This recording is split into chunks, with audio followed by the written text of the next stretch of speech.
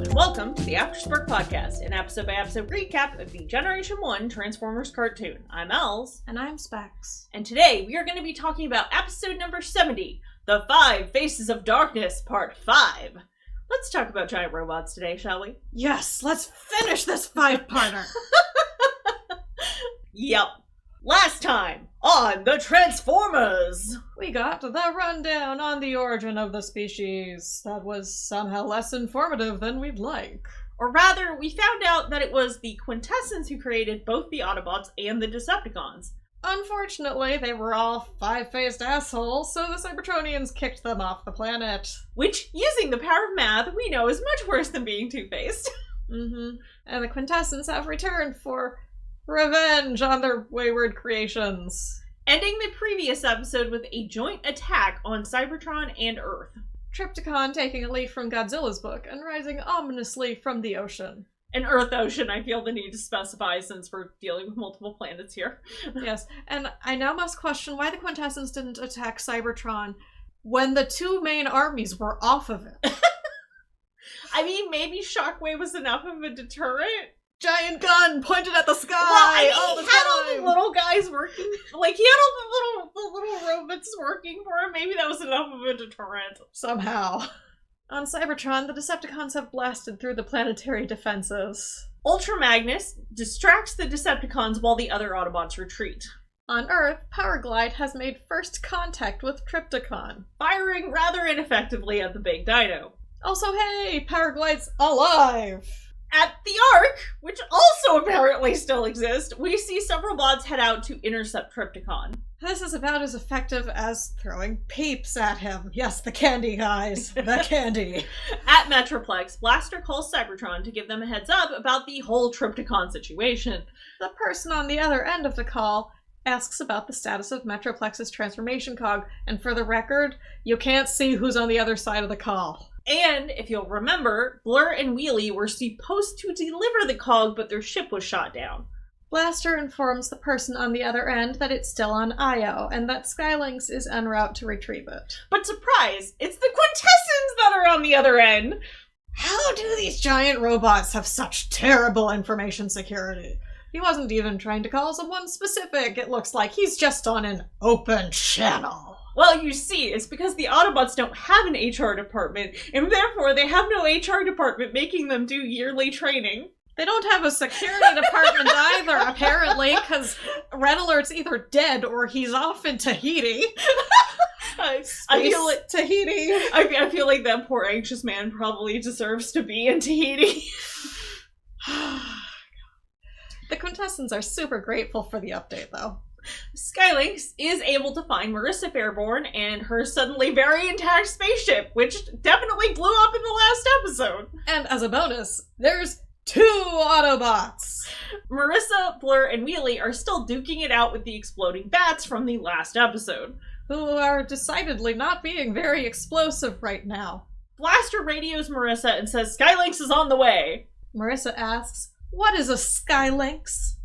But Blaster has neither the time nor the patience to describe Skylynx's magnificence in these harried circumstances. Wheelie manages to lose the transformation cog. Of course, why did they give it to Wheelie? Also, Blaster keeps rhyming through this entire interaction here. We don't know why. They gave Blaster Wheelie's script somehow. I don't know. The Autobots near the Ark are being led by Warpath and a surprisingly heroic-sounding Pipes. Pipes is a small blue truck who has the most heroic baritone you've ever heard a little truck have. Swerve is also here, but has no lines. He also turns into a small truck, but red, and he's really only notable because he's significantly more relevant and well-liked in the IDW comics, being the talkative barkeep on The Lost Light. He doesn't do much in G1. Yep. Which led him to be suitable, C-rank, C-list cannon fodder for IDW. Yes, which is why he got handed, my understanding is that the writer got handed a bunch of basically C-list characters for Lost Light, and that's gave him more freedom to do whatever the hell he wanted with them, which was interesting. Yep. Evidently, the Constructicons are here too, but opt to stay out of the battle on Earth, considering that Trypticon can easily crush the opposition. The Autobots attack, but Trypticon literally flails the Autobots away. Smack, smack, smack. The Ark, or the mountain that it's stuck in, now has a bunch of guns in it, which proceed to shoot at Trypticon. This, much like the Autobots' other efforts, only causes a momentary pause before Trypticon smashes the whole ass mountain and the Ark to bits. Well, Mount St. Hilary is gone, guys. The voices of thousands of geologists, mountain climbers, and cartographers cry out. They've cried out in agony. Yeah, so the Ark is dead. Goodbye, Teletran 1. We'll miss you. Back on Cybertron, Ultra Magnus is punching jets like a champ. Goodbye, Coneheads. Dirge just fucking explodes. It's fine. He's fine. He exploded in the movie and came back. He's fine. It's like Ultra Magnus, I guess. God. Some people have a few extra lives. Optimus did not. He gets better, doesn't he? That's a spoiler. That's a different story. Evil Fred and Ultra Magnus exchange a few shots and then Galvatron just flies off. He fucks off into space, I guess. Well, Galvatron has done his contractually obligated 2 shots, now he's off to get his intergalactic venti cinnamon mocha with extra sprinkles. You would think he would just make Cyclonus get it for him. He has to show that he does things himself sometimes. Percy and a few other Autobots get into a skirmish with the Sweeps. Looney Tunes-ass shenanigans ensue. Bumblebee is incorrectly in this shot for a hot 2 seconds. Blitzwing is sent to give the Quintessence an update on the fight, but he manages to overhear the Quintessence telling the Sharkticons that the Decepticon Matrix they told Galvatron about just, doesn't exist. It's a fiction. They lied. Mm-hmm. The Sharkticons are being sent to flip the off switch for Cybertron near the center of the planet that exist for reasons. So this off switch also controls the planet's inhabitants. You'd think this would have come up sometime before? You would think. Maybe. On Io, Skylynx finally arrives proper to be a delight. But unfortunately, the Predacons, a previously unseen Decepticon combiner team, arrive to throw a wrench into things. They are initially rather impotent. Some slapstick comedy-level circus shenanigans are happening here, guys. They combine into Predaking, who is much more threatening, but still ultimately taken out by Skylynx. Skylynx is a red, blue, and white transformer made up of 2 components, a bird-dragon-winged component, and what basically amounts to a lynx. His vehicle mode is a space shuttle. He is very distinguished and has a bit of an ego. I sincerely enjoy him in G1. He's not in here enough. Yep. And to specify, he does not have a bipedal mode. He is... yeah. I think later, there's like a later episode where this is more relevant, but he is considered an animal transformer, basically. Mm-hmm. He's a space shuttle that turns into a big space shuttle dragon thing, and sometimes a lynx, when he decides to not be flying. On Earth, Trypticon arrives at Metroplex, and the Autobots make their last stand. Don't worry, though. Metroplex may not be able to transform, but he's still got guns. So many guns. Upon seeing Skylynx's approach, the Constructicons finally join in. They and Trypticon shoot Skylynx down. A football game ensues, as Blur, Skylynx's beastal half, and Wheelie attempt to keep the transformation cog away from the Decepticons. So weird, man. So weird. The Decepticons, by the way, now consisting of the Constructicons, the Stunticons, the Combaticons, the Insecticons, Soundwave, and at least some of his cassettes. Who's even left on Cybertron now? Well, definitely not Dirge. The transformation cog is caught by Pipes, who is able to install it.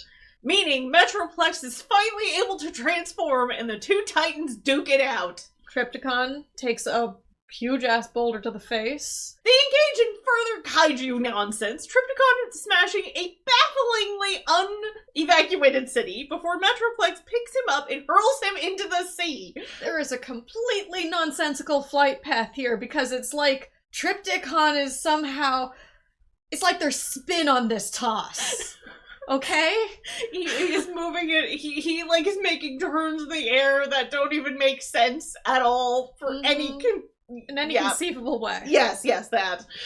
On Cybertron, Blitzwing arrives to warn Galvatron about the Quintessence treachery. Galvatron takes it well. So well, in fact, that Blitzwing elects to warn the Autobots about the Sharkticons instead.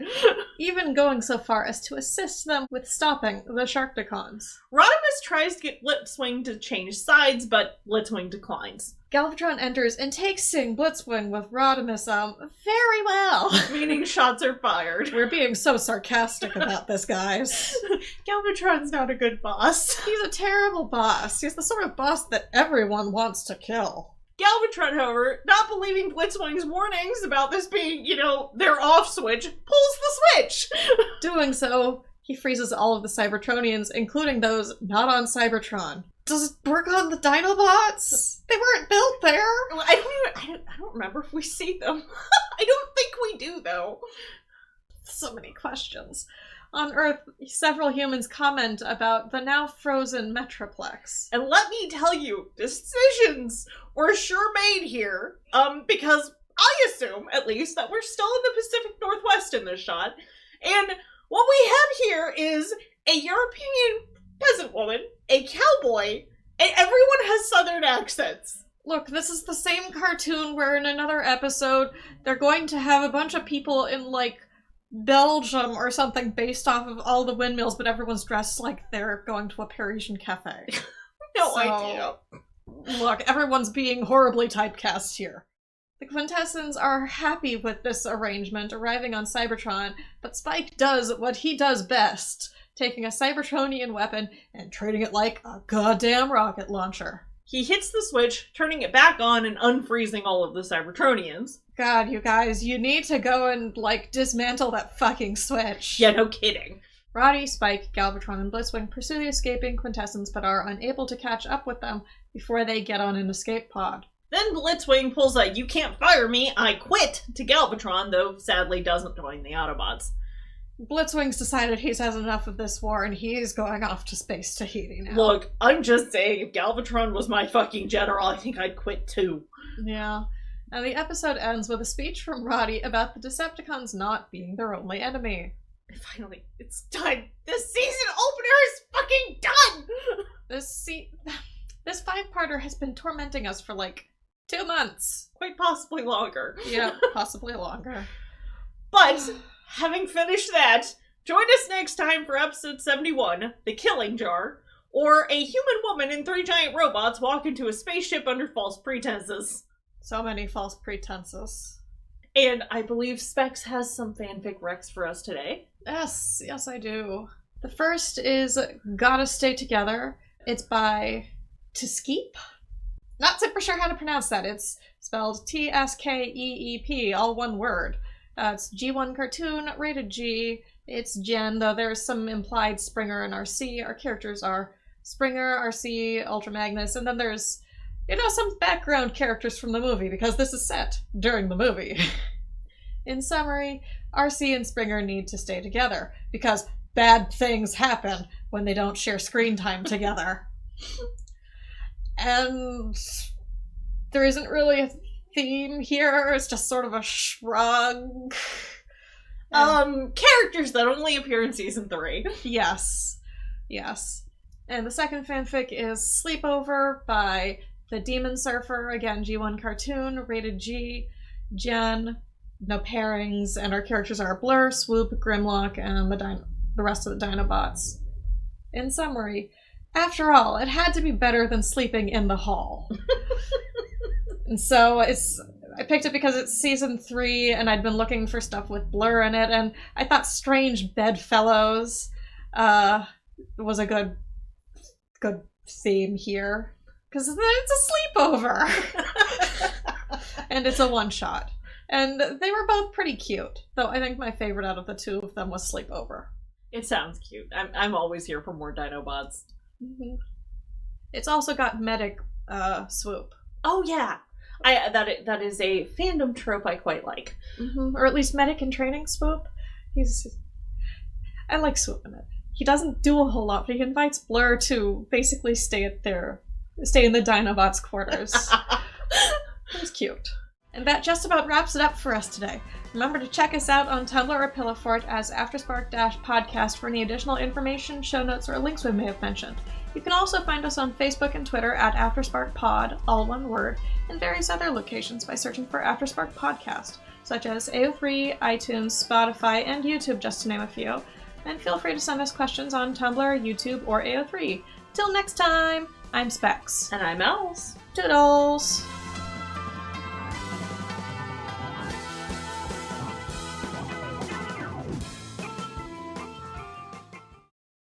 So, outro.